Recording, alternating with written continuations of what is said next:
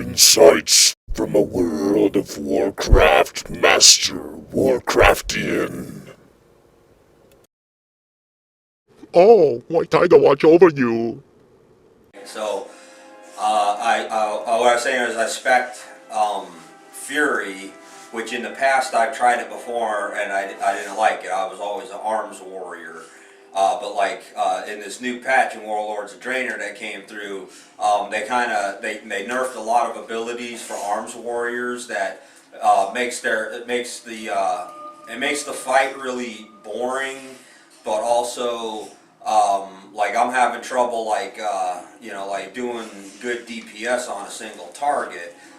We got a new ability. What the hell is it called? Siege Breaker, which is a level 100 ability, and what that does is it replaces Intimidating Shout with a move where it's like you club a motherfucker for like a lot of damage. It does something like a high amount of damage. I think it was like 200% weapon damage or 300% weapon damage. So you club a bitch, you knock them back for a second, but it only hits one target. Alternatively to that, you have a new move called Ravager. That's it, Ravager. Okay, Ravager's really fucking cool. What it does is that you throw your axe to a selected location. You put down a targeting reticle and you throw an axe. And this axe does basically like a blade storm where your axe by itself is doing the blade storming while you're still free to continue doing all your unhinged, it's like Blade Storm.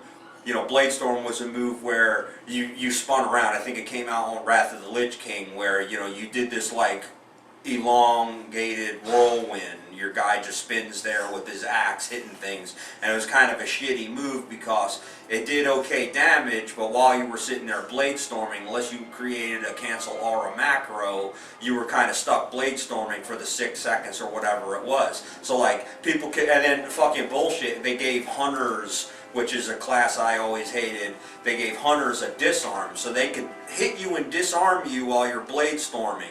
Like how a hunter can shoot you with an arrow or shoot you with a gun and disarm the weapon out of your hand. Now warriors took disarm. Now currently they took disarm away from warriors. It used to be warriors had a disarm. You could take the weapon off of a motherfucker. That makes sense because you're a warrior. You're hitting somebody with a sword or an axe, and you can chop their hand off, and of course it regenerates in a couple seconds after that. But you can knock the weapon out of someone's hand or chop their hand off at the wrist. In theory,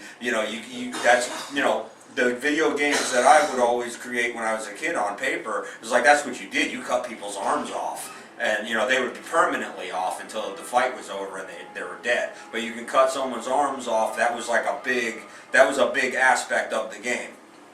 And you use the controller like this. So like your right arm was the R1 button, your left arm is the L2 button, or the L1 button, and then your legs are L2 and so you can kick a motherfucker with R1, and then your other buttons are things like spin and jump and shit like that. So it would be like, it'd be like a kind of like an RPG that was very fucking fight oriented with your arms and stuff and all your spin moves. So you would like hit spin and jump and then kick, and you could do a spinning jump kick, But anyways, so you have a disarm, so like you're doing a blade storm. So never mind blade storm, it's not a very good move. I don't spec it. You spec into Ravager, which is where you can throw it throws an axe on the ground that spins around, and it does a lot of damage. It hits multiple targets. It's really cool. So like arms warriors have been doing good for AoE damage, but as far as single target damage, I'm not digging it. Stormbolt only hits one target and does a nominal amount of damage unless it's like a raid boss, which is immune to stuns. In that case, if the target is immune, it does 400% damage. So it suddenly it loses its utility, but it transforms itself into a really good damaging move. So Siege Breaker and Stormbolt are your single target DPS choices as an Arms Warrior or a Fury Warrior. But majority of the time, it's a pain in the ass because it was never like that before, where you had to consciously. I'm changing my talents all the time because it's like, okay, we we would go halfway through the dungeon, get to the first boss. Wait a minute, now I want to change my talents instead of Ravager and Shockwave, which are the AOE moves. I want to change it to Siegebreaker and Stormbolt. So like you know they took away the talent trees, but they gave you this kind of chart where you have these tiers of moves. So it's like you have to change your moves. You have to use a tome of Codex of whatever, I forget what it was called, the Tome of the Clear Mind or some shit like that. So you got to stock up on those. Like I had it on my mage because the mage was like that. You used to have in Miss Pandaria, you would have for your mage, you would have Nether Tempest, Living Bomb, and Frost Bomb. And Frost Bomb was awesome, but Nether Tempest was really good because you could switch and dot and switch and dot and switch and dot. So like if you like had like a really large pole, and you weren't it was kind of weird. You're not casting your Frostbolt or anything else. You're sitting there, you're dotting them like you're a warlock or something. And now they did that with warriors too. They brought back Rend, but you can apply it to multiple targets. So when you're fighting multiple targets, this is as an arms warrior, you have your Rend back. You don't have Fury Warriors, you don't have Sweeping Strikes anymore, you don't have Thunderclap anymore, and they brought Rend back for Arms Warriors only. So like, I'm trying to figure out Fury. Basically you have a Raging Blow, whereas if you use your Whirlwind, it gives you, like it has a chance to proc, like a 20% chance to proc, to where Raging Blow acts like a cleave, and then like I think it's like how many you can stack it up to 4 times or something, to where if you spam a bunch of whirlwinds, then your Raging Blow it adds an additional target that you can hit with your Raging Blow. So if you spam it a bunch of times, you can get up to like 5 characters or targets that will be hit with your Raging Blow, and then you can hit your Raging Blow a couple of times, and it hits everybody, which is pretty cool. But then now there's the problem where it is a Fury Warrior, you have a Blood Surge or something like that versus Sudden Death. Sudden Death makes your Execute available when your target is at any health. Normally what Execute does is it's a move that does a lot of damage depending on how much rage you have, but it's only available when your target is at 20% health. So Sudden Death makes it, and that's an older talent, but of course they redesigned everything, again. Sudden Death works to where you have a chance that your Execute will become available regardless of the target's health. So, which is pretty cool. But then the other thing is, you have a move called Bloodthirst, which is like it's kind of like a Mortal. No, it's not like Mortal Strike, but it replaces your Heroic Strike. Now they have it to where you would always have Heroic Strike, which was a shitty move. You didn't use it once you got Mortal Strike or once you got Bloodthirst, depending on which way you spec. So Bloodthirst, it gives you health back. It like leeches a little bit of health. So you hit a guy, you get a little bit of health back. So you can sit there and spam that when you're low on health, and there's a glyph that increases it by 100%. So you can steal 1% health, or you can steal 2% health. So that's really good, like if you're trying to survive. If you have that like glyph, you can sit there and whack this button, and you can steal 2%, 2%, 2% health off a thing that you're beating up on. And then it helps you. That's why I was saying it was like Mortal Strike, because Mortal Strike used to generate rage. Bloodthirst generates rage and steals health, so it's a pretty decent move. But it has a cooldown of like 4-point-something seconds. So instead of specking Sudden Death, you can spec the Blood Surge or whatever the fuck it was called, where it takes the cooldown away. So now all you're waiting for is the global cooldown, which is like half a second, because it has a little thing that goes around. So it's like you hit the move, the little thing goes around, you hit it again. The little thing goes around, hit it again. But then you wanna get Whirlwinds in there to get your Raging Blow to work with multiple targets to act like a cleave. So I'm working on that, and then you have this little thing called Wild Strike, where it's like you hit with the left hand. A Wild Strike, it does a nominal amount of damage, but it puts a healing debuff on the guy that you're hitting. So it's kind of, I put it so like I have my button set up to where like on my arms, when I'm arms, Rend is number 5. So now my Wild Strike is number 5. So it's like, when I'm thinking, oh, I wanna hit the guy with Rend, I hit him with a Wild Strike instead as a Fury Warrior. So I'm getting used to playing the Fury. All right. So let's see. So that's that. I play as a Fury Warrior now for a while.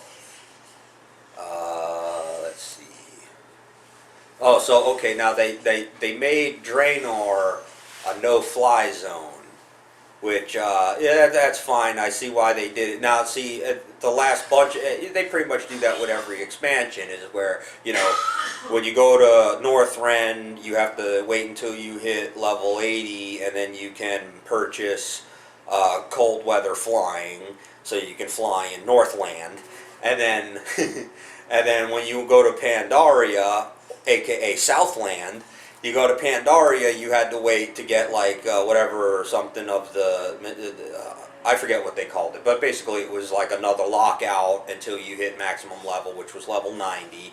So when you get to level 90, you can purchase flying again, and then you can fly in Pandaria.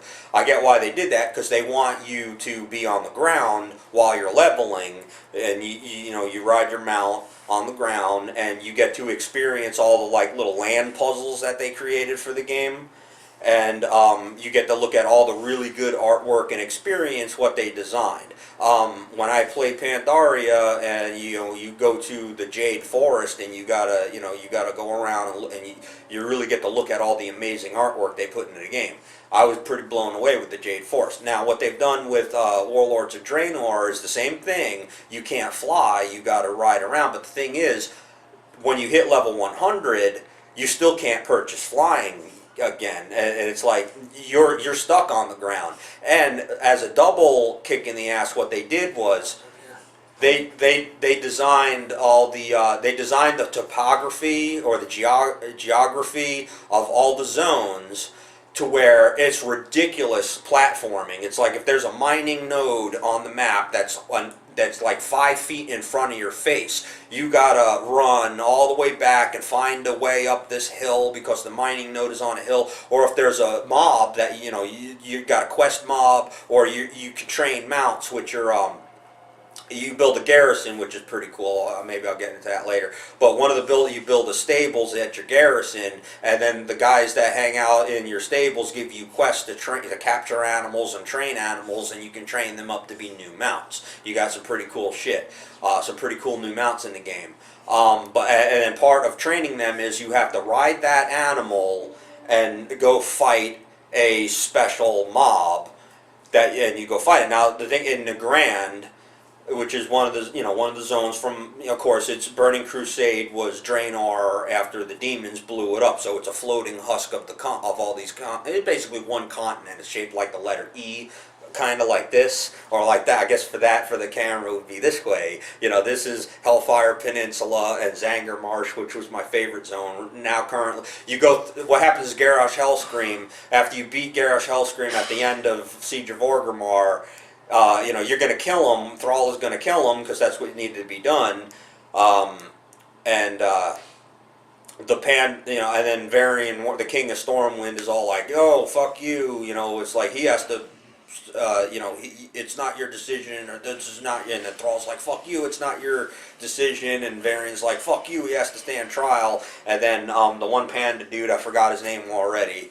What the fuck was the Terran Zoo? Terran Zoo. He's kind of like, he's like the fucking leader of the Shadow Pan monks in Pandaria. So, like, he comes up and he's like, "No, fuck the both of you. He's going to stand trial in Pandaria." Well, Garrosh was like, "Fuck you, I'm out of here." And, like, somehow time traveled back to Draenor 35 years ago. And he hooks up with his dad, Grommash Hellscream, and teaches all the clans, all the barbaric, orange-skinned horde orc clans of Draenor, teaches them the technology, and they become the Iron Horde. He brings them iron stars and all kinds of other weaponry, and just like blacksmithing, like all kinds of crazy. They got like ships, and like just beefs the fucking original Horde up like a motherfucker, and then comes back through the portal to invade Azeroth. And so, then it gets really weird. I don't know. From at the end of Wrath of the Lich King, Thrall makes Garrosh the war chief, and then and then, well, while you're Wrath of the Lich King, you're introduced. You're kind of introduced. Actually, Garrosh was a quest giver in Burning Crusade, sitting there in the Grand. He gave you a bunch of quests to do. But then by Wrath of the Lich King, Thrall hooks up. He's like, hey, come and join the Horde, and he makes him. He's kind of like his right hand man, but he's kind of an asshole.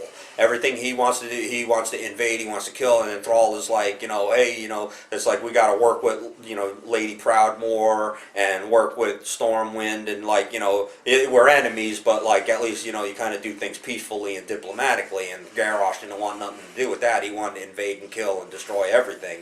But he makes him war chief anyway, which was a bad move. So he becomes war chief for Cataclysm, and during Cataclysm, he actually shapes up to be a decent war chief. But then when Pandaria starts, he gets kind of obsessed with the supremacy of the orcs. Now, see, Garrosh, though, he admits the fault of the orcs, because the orcs, they're strong when they have leadership, but as soon as you dismantle the leadership of any orc army, the orcs kind of scatter. They're peons, they're dumbasses, really, and they're cowards. Which sucks, because like, I'm a fucking orc in the game. I identify with that class and that race. That's how I am. Smash! Garrosh was kind of a douchebag during Pandaria. He digs up the Vale of Eternal Blossoms and finds the Dark Heart of Pandaria, which the theory goes is that like each continent on Azeroth has an old god under it, kind of like, like H.P. Lovecraft kind of shit, where you have like, Seatoon, which is kind of like Cthulhu, and then there's Yogg-Saron in Ulduar. Seatoon was in AQ40. There's other old gods at various other raids and points of the game.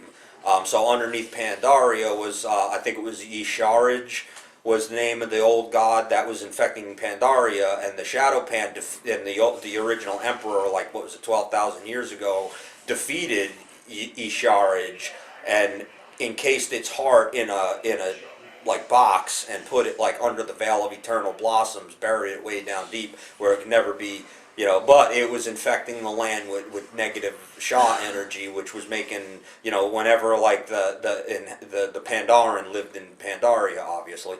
So whenever there was negative things would happen, this Shah energy would like kind of possess people. So the Pandaren, they developed their Shaolin monk-like ways because the land was infected with the Shah energy. So they had to take this Zen Buddhist approach to life to stop the Shah from doing shit, from possessing their people and everything. So they lived very peacefully, and they were Shaolin monks, kind of, the Shadow Pan. But then Garrosh dug up that heart, wanted to take that power to make the Horde stronger, because he knew the orcs, they didn't do without leadership. So he needed to make, he needed all these other weapons to give to his new Horde he was making. And he didn't like goblins, he didn't like the trolls being in the Horde.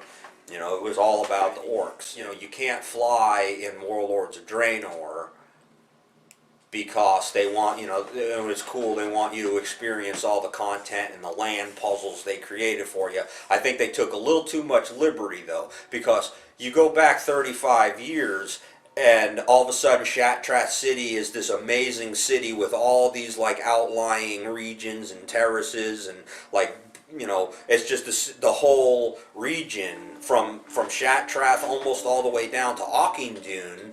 It's all built up with these terraces and bricks and structures that were not there in Burning Crusade. Now, granted, there was all this warfare happening, but what did the demons do? They took all the bricks away. They dug everything up and removed it and replaced it with like sod. They took too much liberty. It's kind of like Zelda, where Hyrule is completely different every fucking game. So they did that. Skedis, where you did your Shatari Skyguard rep quests you did, was directly east of Auchindoun, and of course east being this way, east, Auchindoun is here, so you go east and here's Skedis. Well, now Skedis, in the new game, Skedis is directly south of Auchindoun, and then Auchindoun. Auchindoun was exploded in Burning Crusade. You know, you have this big exploded husk. You know, the whole area is just like wasteland, but you still have the structures of where the building was and the wreckage of it.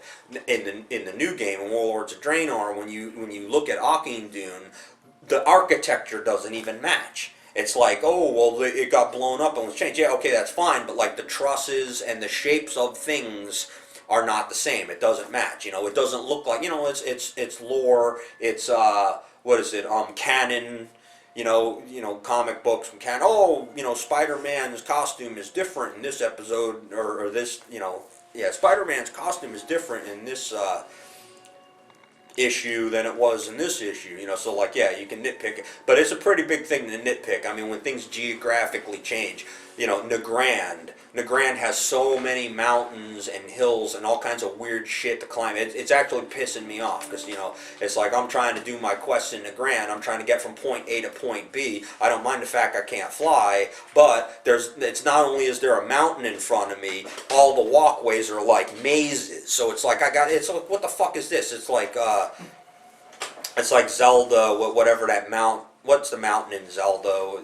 Mount Doom, or not Mount Doom, but some shit like that. Like, it's like, it's stupid, and it's like, where do all these mountains come from? Did the demons destroy the mountains too? The Burning Legion, they destroyed the mountains in the game.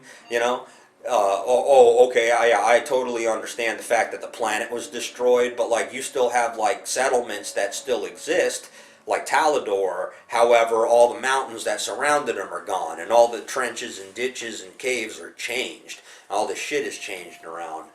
It would take 35 million years for things like that to happen. You're going, so they took way too much liberty in the design of the, when you build your garrison, you build in a Frostfire Ridge. Frostfire Ridge is supposed to change into Blade's Edge Mountains for Burning Crusade. There's no way that change could take place. They tried to hint at it a little bit because they still had some of the spiked, like, little outcroppings from the mountains. That, like, Blade's Edge Mountains was just like, it was like a giant fucking sand spur with these jutting out spikes protruding from the mountainside.